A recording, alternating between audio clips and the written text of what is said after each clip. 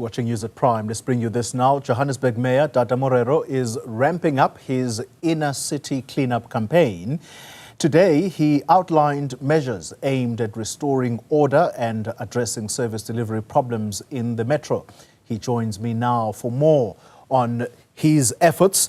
Mr. Mayor, good evening to you. Thank you very much for your time. Let me quickly explain to the viewers, whilst I was talking to you offline, that you were meant to be here, but you say you had a meeting that overran, and that's why you're not sitting with me here. So apology accepted.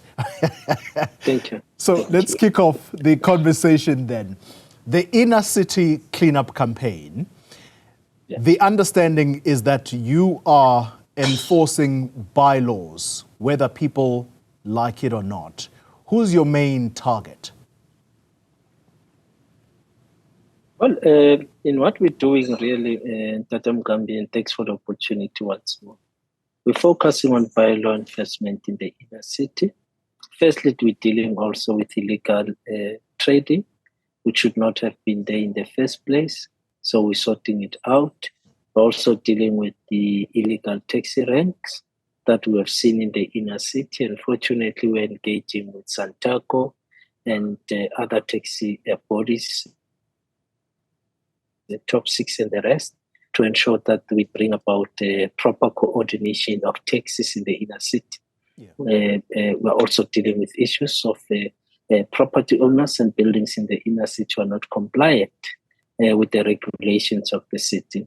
So that's the target in the main, and to ensure that we can bring back order and discipline in the inner city, so that people can now enjoy walking on the pavements, people can enjoy coming to the inner city to make their groceries, to make shopping. In that way, we contribute towards economic growth, and that is the focus of the campaign that we are doing, Mr. Mgambi. Yeah. The reason I asked you that question as to who your target is, it was almost obvious in my mind that these would be traders or hawkers. And these are people who say they are trying to make ends meet with the city that is perhaps unable to give them proper shelter in a designated area where they can sell their wares without being harassed by Metro Police officers. How do you balance that equation? Because these are people who still have got to make a living. We do have designated areas for trading.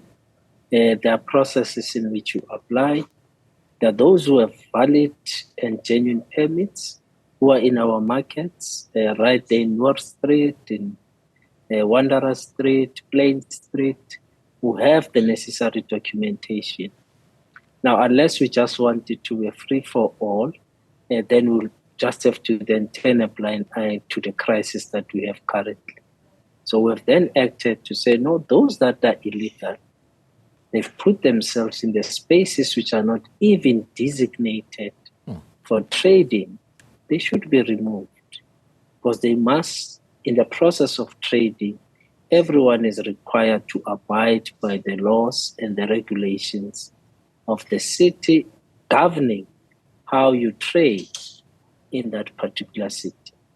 Now, if you go to the area in which that we have cleared, an area popularly known as Dunuza, we have cleared it precisely because it is not designated for any form of trading. But next to it, we have markets that are designated for trading, and there are people there with permits. Others, their permits have expired. We have therefore directed them to come to the Department of Economic Development to undergo a process of applications so that their permits could be renewed. Yeah.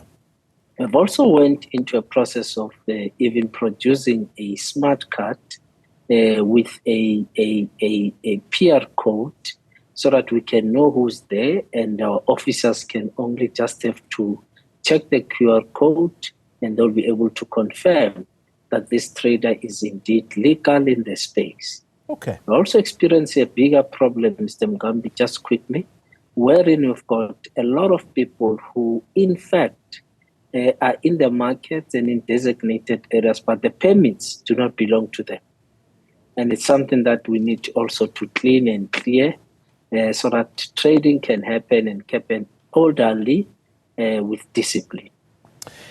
You'll understand, Mr. Mayor, the next question, and it's not out of cynicism, but genuine concern that all of these things that are being done, I mean, the pictures we are beaming as you were explaining what is going on, the city, the areas at least that are being shown to us, they really look pretty. They look good. You can genuinely walk on the streets of inner city Johannesburg once again. Is this a gimmick? Is this all for the G20 summit that is coming? Or are we going to see a regression soon thereafter? We have a responsibility as government with our departments, especially our law enforcement and bylaw enforcement department, to ensure that we enforce the law and the situation does not change. We maintain what we have started. We maintain the look and feel of the inner city currently. It's a commitment that we have made, and it goes beyond the G20. G20 is an event. It's actually an event of 2 days. Once the meeting of ministers is completed and the heads of state makes their closing remarks, the event is gone. It's done and dusted. South Africa remains. The city of Johannesburg remains. We have a responsibility even beyond that to ensure that the inner city of Johannesburg is cleaner.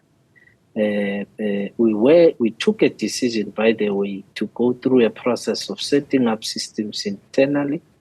We are now at an execution stage. All the programs in the city, whether it's road resurfacing in Region B, all our plans and systems have been put in place. We're at the stage of execution now. Yeah. We're no longer negotiating or debating. It's execution. Similar in the inner city, it's execution.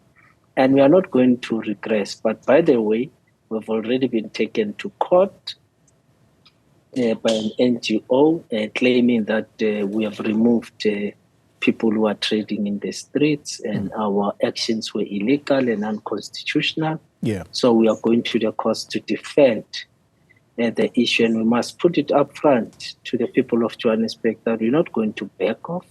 We will challenge the courts until there's proper order in the inner city. We're not going to give up and allow whatever judgment will come out. If it's not in our favor, we'll appeal it right throughout.